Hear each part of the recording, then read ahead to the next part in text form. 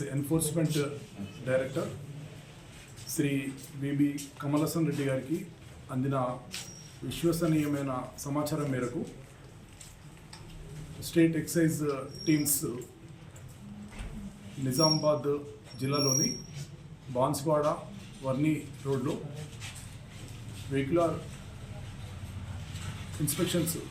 Inspection చేస్తున్నప్పుడు మహారాష్ట్ర రిజిస్ట్రేషన్తో వచ్చిన ఒక బ్లూ కలర్డ్ మారుతి స్విఫ్ట్ డిజైర్ని ఆపి తనిఖీ చేసినప్పుడు అందులో 3 వ్యక్తులను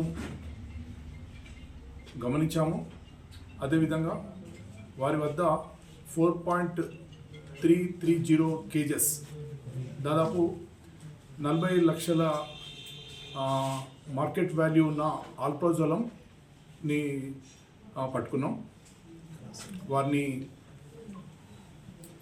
డిటైన్ చేసి విచారించినప్పుడు మహారాష్ట్రలోని అహ్మద్ నగర్ నుంచి తెలంగాణ రాష్ట్రానికి తీసుకొస్తున్నారనేది ప్రాథమికంగా నిర్ధారణ జరిగింది.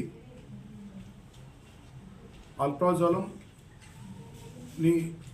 ఇల్లీగల్గా మ్యానుఫ్యాక్చర్ చేసిన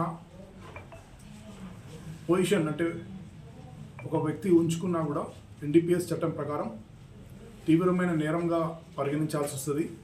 కాబట్టి వాళ్ళని ఇప్పుడు అరెస్ట్ చేసి ఇప్పుడు రిమాండ్కి పంపిస్తున్నాం.